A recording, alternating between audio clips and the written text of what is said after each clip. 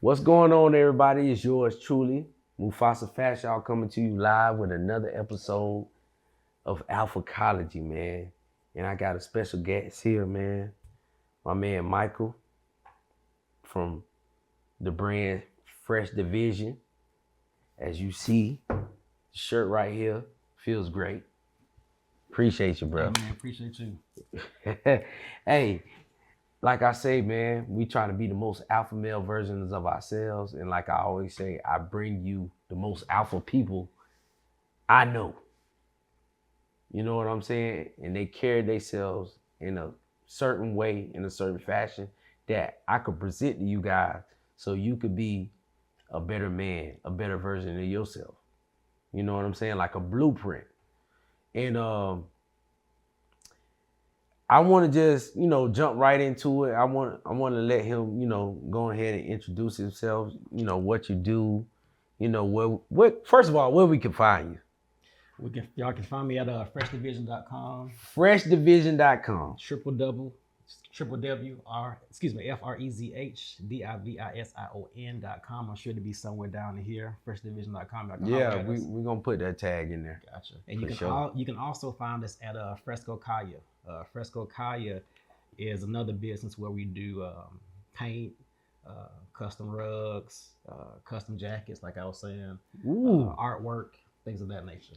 Now, me personally, I always like to say, this ain't. I like to. I would like to say this. This is customized. Yeah. You can't find this nowhere else. Yeah. But on me, right? So anytime I find a young king doing his thing and he could customize stuff, it's near and dear to my heart. For sure. For sure. You know what I'm saying? I'm gonna show you some stuff that Fresco Kaya that we did, some custom stuff. Oh yeah. Amazing. Some rugs, amazing. I need a rug. Cause when you step into my crib, into my home, to my dwelling, I need you to know this here, and I take it serious. Nothing say I take myself serious like customization. Mm-hmm. So that's my thing.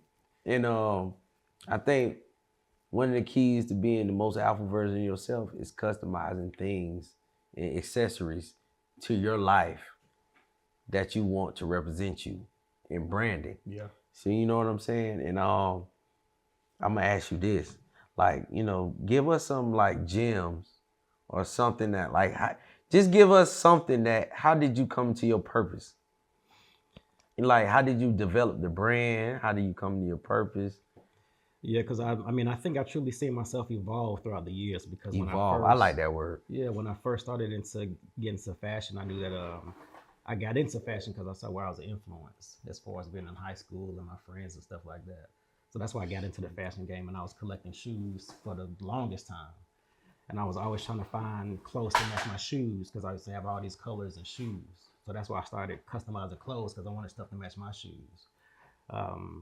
Smart man. So, brands started growing, people started liking my stuff. And the crazy thing about it, when I first started designing clothes and people would ask me where I got it from, I was ashamed to say it was mine. I would be like, man, I got it from Detroit, or I got it from somewhere else. Damn, ashamed. Yeah. Okay. And then one day I was at work many moons ago, and somebody had asked me where I got my shirt from. And I was like, bro, boss up. That's your shit. Tell them it's yours. Man, see, that's an alpha male story right there. And I said it was mine. They asked me to make them one, and it just picked up from there. Yeah.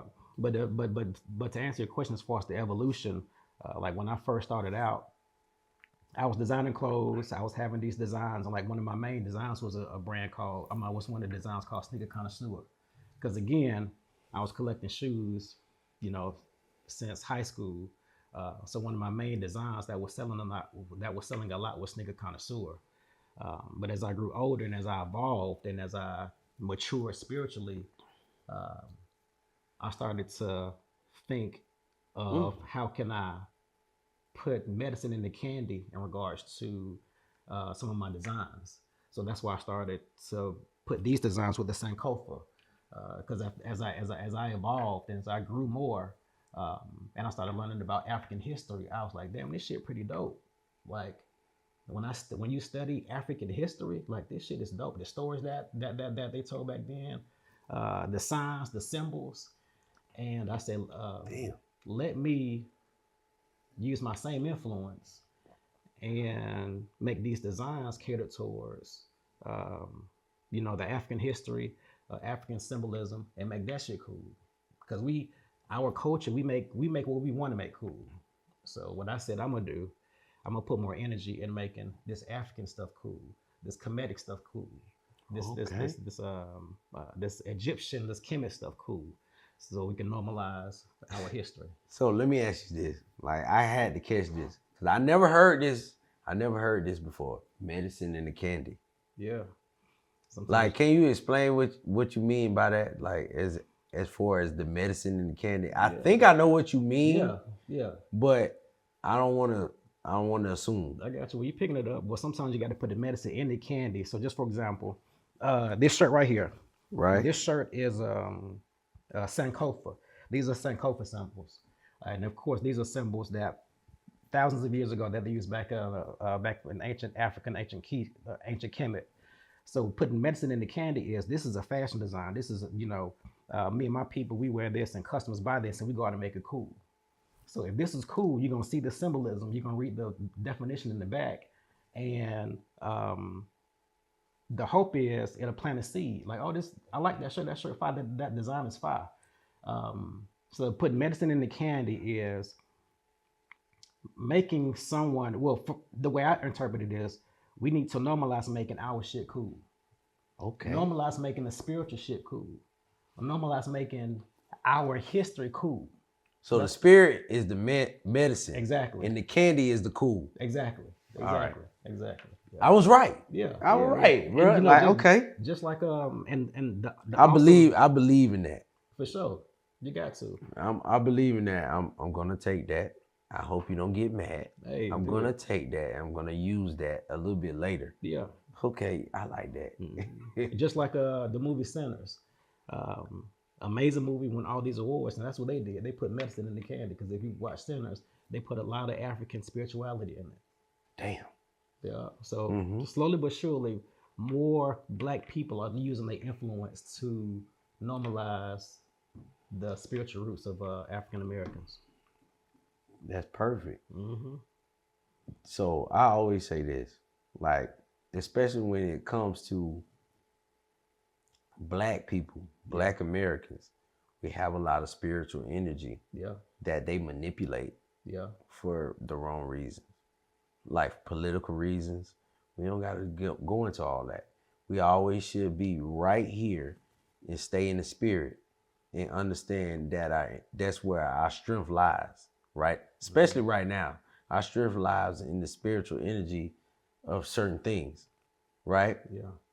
And symbols are a big part of that. So when I look at your brand, I always look at the symbols and try to do my little research.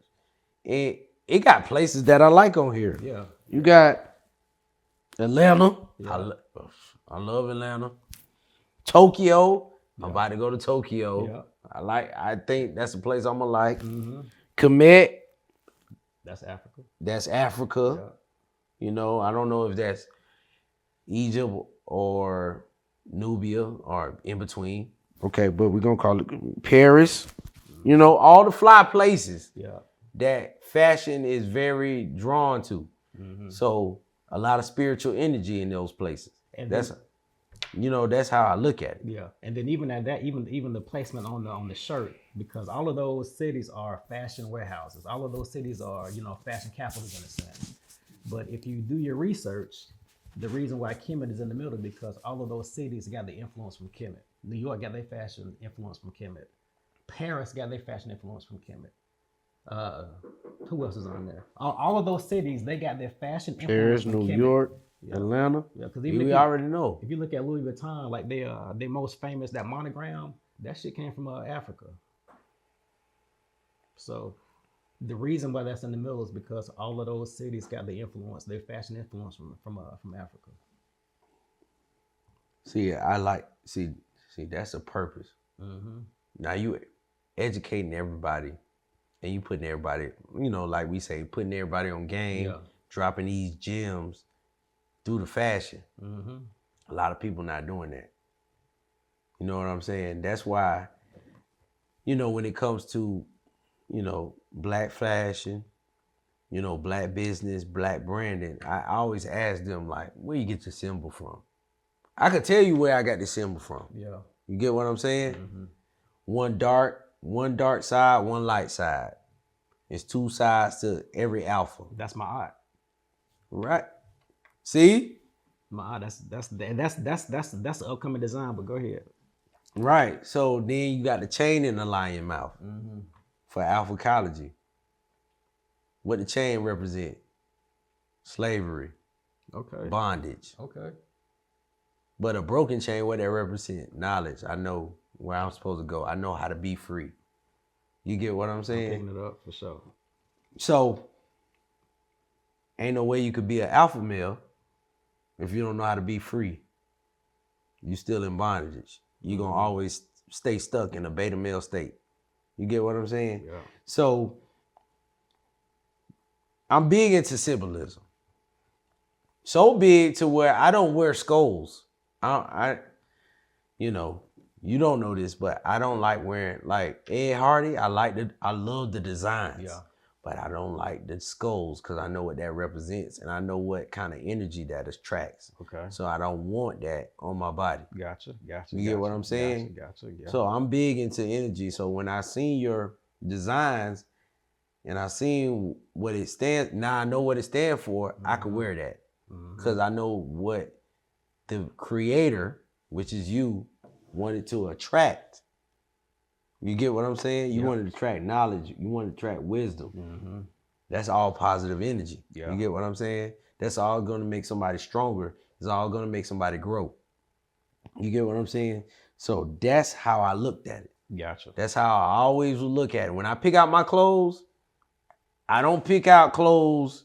That's why I like a lot of stuff customized. Because I don't pick out clothes that everybody think is cool. Because the mainstream and the social engineers, they want you to be slaves. They want you to be losers. You get what I'm saying? Yeah. So when I see a different brand like yours, I know you want to build me up. I know you want to make me stronger. So I'll wear that before I wear anything else. For sure. I like the way it feel too. I appreciate it. I do love the way it feel. So, which brings me to my next little segment. Mm-hmm. You know what I'm saying? Like when you was developing this, in the stuff you go through to push this brand, does it ever get to you like emotionally, like mentally? Like how do you deal with that? Because that's a big thing. What I want to go through right now in my last few segments is, how do you deal with things emotionally? Usually I'm going to say deal with things in an alpha male way, right? But I'm just going to say deal with things emotionally the smart way. Okay. So has it been any letdowns, anything that, dang, fuck this shit. Yeah. I ain't doing this shit no more. I'm going to keep my brand to myself. Yeah. I think especially, navigating through corporate America and trying to balance, your corporate life. I hate that word corporate because the word corp means death. Oh. Means dead body. Gotcha. So I get you. Gotcha. With the job and the business, you have to make sure you put enough energy in your passion. So, again, I think the more I've evolved and building the brand, being that I am more driven to drive the product because of the purpose, it's like I got a new breath of life. And I think even with that, I don't even get as stressed out, or I don't get as depressed as I used to be, because I know it's like purpose behind it. Like maybe 5 or 10 years ago, I would wonder why, or I would want people to buy the shirts, and if they didn't buy it, if they wouldn't buy it, I would ask myself what's going on. You know what I'm saying? But I think now I don't really give a shit, because I know my heart is in the right place. I know my heart is in the right place, and honestly, I know my shit fire. That shit intentional. That's what it is. And my thing is, I just got to get out there. And if 5 people buy it, dope. If 50 people buy it, dope. But one thing about it is, from me being in it for as long as I have, the fact that I can think of a design will be in my head, it goes from my head to a physical product. I put it out there, and a stranger in Texas or a stranger in New York or a stranger in Florida purchases my stuff. Like, that's the highest compliment. The fact that somebody spend a hard earned that I do not know at all. The fact that I can create something that somebody that I do not know purchases my product, that's the highest compliment. So I don't even really care because I'm gonna put it out there. I'm so confident now. I know if I put it out there, somebody's gonna buy it. And when somebody buys it, the other thing is I don't make car wash t-shirts. So you're not wearing my shit to wear on no car wash. Like, you're gonna wear my shit and wear it out. You're gonna wear it to the club, you're gonna wear it out. You going outside with this shirt you're on. going outside. You going So outside. that, Can yeah. I butt in real quick? So processing your emotions the correct way, they pacify us. Because the way I used to process my emotions the correct way was through like working out, playing football, Yeah. being violent, Yeah. boxing, football, hitting people. Yeah. So it was easy. But when you start to grow as a man, you don't have those outlets no more. I don't have football practice to go to where I could process them emotions. And I think a big thing where they failed us at, well, they didn't fail me. Where they failed us at, it was like, okay, we done with you. Now I still got these emotions to process throughout life. Yeah. So now you stuck in your head and you ain't got nothing to hit. Yeah. I done been in a situation where I even told my girlfriend, like, man, I feel like punching a wall. Yeah. And she don't understand that, but I know where it coming from because I don't have that physical release anymore. You get what I'm saying? Yeah. So it's a big thing that, how we deal with our emotions. We got to understand sometimes those outlets ain't gonna be there for us no more. You get what I'm saying? Yeah. Well, I mean, let's talk about it because I think now this is me. yeah. Correct me if I'm wrong. Mm-hmm. You have a perfect outlet because you still got your fashion, you got your design, you got a little drive. Maybe I'm wrong. Well, let me see here, because even if I didn't have the fashion, because what I was going to say is, as far as like how we've been failed, our culture, we are hyper masculine. So with us being so hyper masculine, you're right. We have done a horrible job at being able to process our feelings, and that's been passed down from generations, and that's very problematic, especially for Black men. We are, but not in general. We're hyper masculine, which means we do not know how to process our emotions. So as a young kid, we telling boys not to cry. Like, there's no other subset of men. And what I mean by that is like Black men, Asian men, white men that glorify not crying. Like, I've never heard so many Black men brag about when the last time they cried. Like, that shit is the most ignorant, stupid shit that we can do. We know we glorifying not crying, which means we glorifying not being able to process emotions, because crying is a human emotion, a human emotion. So for men, we're so hyper masculine. We're taught to be so tough, so tough, and be so bold at all times that we're not even being able to get in touch with that other side. That because as humans, another thing you learn when you learn that African origins is the balance of masculine and feminine energy that every human being has.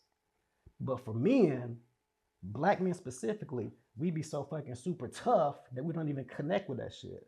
And since we don't connect with it, everything is tough. Everything is holding in emotions. And so to your point, but to your point, we have football as an outlet. So when football is gone, what am I doing to process these emotions? I can't. I'm scared to cry. I'm scared to do this. I'm scared to show any emotions. So then I end up hitting my girl or going crazy. So you're absolutely right. We need to do a better job at processing our emotions. Again, whether that be therapy, going out to the gym, or realizing when you're about to get pissed off. And we need to learn how to process disrespect. Because Black men, The only way we know how to process disrespect is through violence, which is crazy, which is ignorant, unfortunately. Yeah, because I find myself, right, and I say this because we processing my emotions, and I would like to say this the alpha male way. It's, I want to go to the gym and That's punch a cool. punching bag. That's cool. Or I want to punch a wall. Okay. The emotions still gonna be there. You just you ain't deal with them. I'm be honest. You ain't deal with them. They still there. Yeah. But you gotta process them, like you said, in a healthy way. I mean, in a healthy way. Like, okay, you know, sometimes, and I can't speak for everybody. Yeah. I can't speak for everybody, but the shit going deep. Yeah. You know what I'm saying? So all I can say is when you have those emotions, go to the gym, lift you some weights, punch you a punching bag. Yeah. Relax. But after you do that, guess what you got to do? You still got to think about that shit. Yeah. You still got to process it. Yeah, exactly. You just calmed yourself down. Yeah. You realize, dang, I punched the shit out this bag, but I'm still in this messed up situation. So then, what I'm gonna do when I go home? Right. Since I ain't processed yet, I'm a eat. I'm a what they call it, stress eat. Or what I'm gonna do? I'm a drink. I'm gonna smoke weed. I'm gonna pop a pill. So that's another way that we process our emotions the wrong way. When we what's the term? Now you going? Now I ain't gonna lie, you going too deep because there's a lot of generational stuff going on. Because we was taught the wrong way. With alcoholism, like we was taught the wrong way. I never thought to myself, and I've been in this situation. I never thought I said I ain't gonna never drink when I'm stressed. Shit, me. Last time I was stressed, I found myself. Let me go and take a shot. Exactly. Let me go and take. Yeah. Let me go and smoke this. Exactly. So at the end of the day, you know, easier said than done. Exactly. You gotta go through that. Yes, these are feelings. This is what I'm feeling right now. But this ain't been my whole life. And I tell these men that ask me for these consultations, I say you gotta go back to a time where you was happy, where you couldn't feel that shit. And think about that sometime. Instead of running to a bottle. Yeah. Running to a blunt. Yeah. Or taking it out on your girl. Exactly. We've mastered the ways to process it in an unhealthy way. We got that shit down pat. Oh, I don't know what you mean. Well, this is what I mean. I mean, you remember that time where you thought you wasn't finna get out a situation, or you thought you wasn't gonna overcome that situation, but you overcame it? Think about how you did it. And use that same formula. Yep. Did you get mad? No, you thought your way through it. Yep. Or you sat there, you did your time, and you got through it. You get what I'm saying? So that's how I looked at it. Or you sat there and you reached out to the people that cared about you, that you know loved you, and they helped you get through it. Yeah. So it's a lot of that stuff that we don't, you know, when we handle our emotions, we throw that shit out the window like, oh my God, how I'm gonna do this? Yeah. When you got people in your corner, I'm not just, cause sometimes we ain't got therapy. You ain't said that yet, cause you notice it. I ain't got insurance for no therapist, so I can't just call my therapist and be like, man, this motherfucker getting on my nerves. That is true. So that is true. So what I often do is for people that, you know, when we're talking about mental health stuff outside of the therapy, like I ask them, what do you do that makes you happy? Like what are small things that you do that you enjoy doing that make you happy? That is not toxic. That's not smoking weed. That's not that's not quote unquote bad. It could be a crossword puzzle. Like it could be, you know, watching your favorite sitcom. It could be just taking a long drive. Like there's things that you do that make you feel good, or you should be doing things that make you feel good, that are healthy, because everything can't be toxic. Like you can't just drink to process your emotions. You know, you can't just go to sleep, because when you wake up, the shit's still gonna be there. So you have to be proactive in finding what are the things that I do that make me happy. What are the hobbies that I have? It might be building a mailbox. It might be painting. It might be anything. Like I said before, my other business is painting. because that's what I enjoy doing. So if the fashion wasn't there, I would be doing that. I'd be making rugs. I'd be doing artsy stuff. You know what I'm saying? But every human being have to find something healthy that they enjoy doing. And if you don't have a therapist and you don't have anyone to talk to, because the other thing is a lot of people don't have anyone to talk to, which is one of the saddest things in the world. It's as a human being not having anybody to talk to. Boy, let me tell you about that. I don't know. I don't know how that is. Me neither. But I know it's I can imagine that it's hard for a human being to be walking this earth without nobody to talk to. With life, just life in general, nobody to talk to, you got to find something to do. So yeah, find something that makes you happy, and when you get mad, do that and learn your triggers. Know when you feel getting depressed. Know when those signs are coming, and when you feel those signs coming, that's when you proactively try to get out of it. I think you said a lot. I ain't gonna lie to you, cause it's like that was what I was gonna ask you. Things they didn't prepare us for. Gotcha. You know what I'm saying? Like your mother, your father. Like my father always telling me what to do with a woman, but you've been with my mom for 40 years. Yeah. That's you know what to do with her. Yeah. Exactly. You get what I'm saying? Yeah. So it's kind of like the same thing, but I think when I mean the same thing, I think it's like this.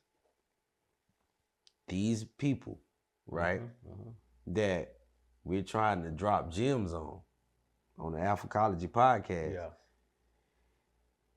they might not have no one to talk to. That is the dead bottom line. Someone who gonna support them. They ain't got no support. That's what I call it. No emotional or mental support. So they gotta find other avenues. It can't be drugs. It can't be criminal activity. It can't be prostitution. Can't be porn. It gotta be something that, like you said, a word puzzle. Or something that they can do that could make them feel good about themselves, like painting or writing poems or something like that. Yeah. So, with that being said, I think that's the best thing they could. I do think that's the best thing they could do when they don't have anything else, which is very rare still. Yeah. You know what I'm saying? But Let me ask you a question though. I was going to, because to answer your question, I was going to say I realized as an adult, like when I hit like 30, that's when I realized that most of the it's and correct me if I'm wrong. All right, I'm gonna ask you a question. Is it safe to say that 50% of the stuff we was taught was wrong? Because when you talk about history, we was taught wrong as far as history. Nutrition, we was taught wrong about how we eat. Relationships, for the most part, we was taught wrong about relationships. Emotions, like we was just saying, as far as men and processes emotions, we was taught wrong because we was taught to not cry and shit like that. Racism, again, history, and then spirituality. So when I look back at it, most of the shit that we was taught, majority of the shit we was taught was wrong. Religion, spirituality, like all of those things we was taught. bro, you try to be here. You try to be here all night. So listen, most of the stuff. All right, I don't know if you believe in the Bible, but I'm gonna tell you from a person that loves to believe in the Bible. Okay. I'm gonna give you my first thought definition after understanding life where we live now. The Bible is a history book. It's giving us rules that we could use a little bit in this day and age versus rules that they thought would work during that time. So it's really just during that time. You get what I'm saying? So I go back to my parents. Yeah. They're teaching me life as they know it. That's a fact. Exactly. As they know it, to be go to college. Yeah, exactly. And get you a degree and get you a good job and get you retirement. That's the other thing. Finances. They didn't teach us finances like we should. They didn't Right. teach us credit like that. So like And just I always say this, and I tell my kids this today as a mhm. teacher. I don't know where the future gonna lead us, Yeah. but you got to be ready to pivot Yeah, for sure. because guess what? We can have a college degree. That don't mean shit. Nothing. That don't mean a goddamn thing. But back in the day, if you had a college degree, Oh yeah. you could have got it. But guess what? They always changing the rules. It's like a moving field goal. Mm-hmm. Sometimes it's 20 yards and sometimes it's 50 yards because they didn't change the rules. You get what I'm saying? So you got to get in before they change the rules. Yeah. But I can't tell my daughter, I cannot sit up here and tell my 16-year-old daughter right now, you need to go to college. Oh yeah. Mm-hmm. And get you a degree. And get you a good job. And get you a good job. That don't mean shit now. No. Because that job can't get you, don't guarantee you no house. Nope. Don't guarantee you no 401k. Don't guarantee you no goddamn pension. Mm-hmm. Right? So now we grow up frustrated. You know what I'm saying? Because they told us, go to college, get that degree, get that job. That don't mean a goddamn thing. That's a fact. That's a fact. Yep. It's like most of the, and again, it wasn't any fault to them. Hold on, it's not a fault to them. Nope. And I want to say this. For clarity. Yeah, for clarity, I want to say this. Yep. It was a time where if you got your degree, you could have got you a good job. Exactly. You could have got you a house. But it was also a time when my grandma could work a cash register job at Publix or Walmart and could have brought her a 3-bedroom house. That's a fact. Yeah. You get what I'm saying? Mm-hmm. Them times is over. Oh, yeah. You can't even pay rent. That's a wrap. With a Walmart job. Mm-hmm. Who can pay rent with a Walmart job? Mm-hmm. I ain't never seen one. Nah, you're going to need somebody else in that house. Mm-hmm. You're going to need a roommate. You're going to need a boyfriend. You're going to need a girlfriend. Mm-hmm. So that's why it just throws my mind when motherfuckers talk about the dating scene, 50-50, all that. Bruh, them days is over. Yeah. Where one income can support a family of 4. Mm-hmm. So it's kind of like they talk, like you said, bro. And again, even though I want to argue with you and like, nah, they ain't teach us wrong. They just taught us what they knew. They taught us what they knew, and unfortunately, it wasn't. I ain't gonna say it was wrong, but it was skewed. Because even there's a lot of stuff that they missed, like I said, from nutrition to history, or even like finances. They don't even make food like they. Look, one thing I know they didn't, because they wasn't taught about life insurance. One of the reasons why Black folks in general is in the situation that we did, because we had 8-9 generations that didn't have life insurance policies. If half of them people, if half of our ancestors would have had life insurance policies, we would not be in the situation we're in now, right now. Because what happens is, as far as entrepreneurs, and I'm sort of pivoting a little bit, I want to give you an example. One of the reasons why, as far as entrepreneurship, white people are able to succeed more because they have more chances to fail. Black people, if we open in a business, we might have 1, maybe 2 chances. Yep. Maybe, but someone of another culture, they have multiple chances to fail, and that cushion is that life insurance policy. You got 3 strikes. I got 1 strike. And then what happens is when that first generation has that life insurance policy, and those people transition, and then those kids see the advantage of it, they're gonna turn up. They're gonna get a bigger policy, and then when they transition, their kids gonna get it, and they're gonna see how these other 2 generations benefited from having those policies. So they're gonna raise it up even more. And then they're teaching these kids, hey, just so y'all know, we got a $1 million policy. Then the next generation gonna have a $2 million policy, because you're gonna transition. That's gonna happen. But see, Black people, we've been conditioned to not talk about death, not talk about dying. We be scared to talk about that shit. Not here, luckily. Yeah. But I remember I had a homeboy, man. You're gonna die one day. Alpha College podcast, you're gonna die one day. Exactly. And he was saying that his parents didn't want to talk about it because they said it was blood money. Like, how ignorant can you be? You don't want to talk about getting a life insurance policy because you think it's blood money. You're going to die regardless. So either you're going to die with your kids having some money or your kids doing a fish fry. You choose one. GoFundMe. GoFundMe. There you go. I ain't even make no joke. I ain't even make no joke.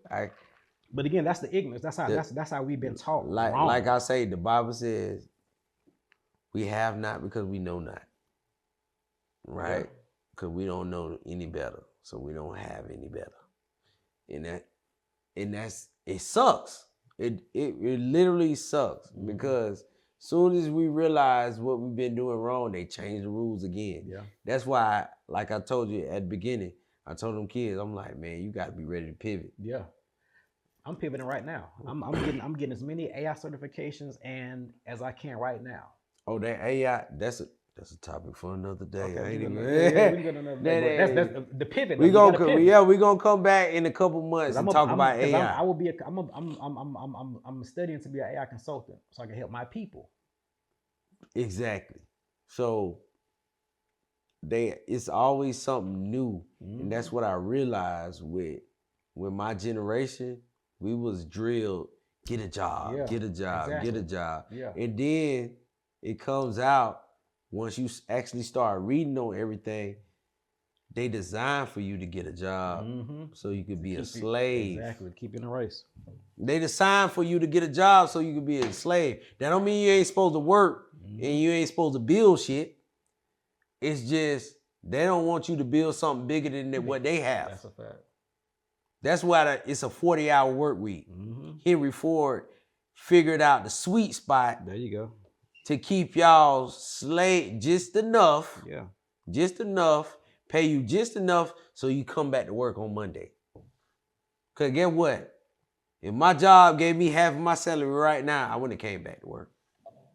I wouldn't know exactly what to do with it. I wouldn't have to work no more.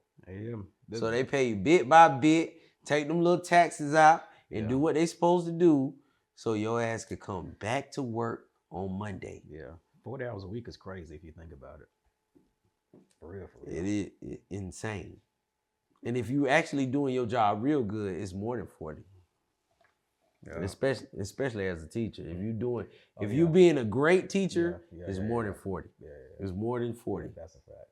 And we so fucked up. Like, I always shout out teachers because teachers have the most underappreciated job and the most important job, and it's the most underappreciated. How crazy is that?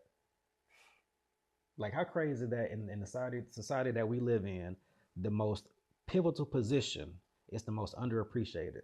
I'm gonna be honest with you. You plan on having kids one day? Yeah.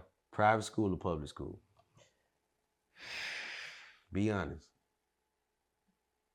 Be honest. I mean, hopefully I'll be in a financial position to do private, but more than likely public, if I'm being honest. All right. So let's say you're in a financial position. You saying private. Yeah. Why? Well, keep in mind, they teach you differently. I'm gonna tell you why. Yeah. They teach you differently in private school. Yeah. They teach you to be successful. Yeah. They don't teach you to be a worker. Yeah. That's why you go to private school. That's why my daughter, last one of them, if I can, they're going to private school. Because public school does what? They don't teach you anything it's unfortunate. To be successful. Yeah.